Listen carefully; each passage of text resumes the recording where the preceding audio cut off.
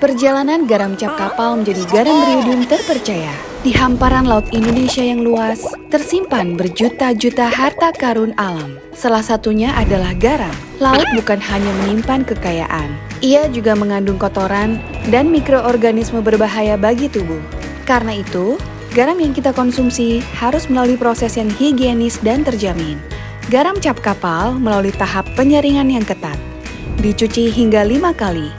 Dipanaskan sampai suhu 200 derajat Celcius, dan diperkaya dengan iodium yang bermanfaat bagi kesehatan. Garam cap kapal, pelopor garam beriodium, terpercaya sejak 1978.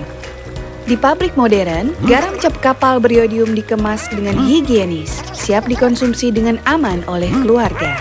Sejak tahun 1978, garam cap kapal hadir sebagai pelopor garam beriodium dan telah dipercaya oleh masyarakat Indonesia.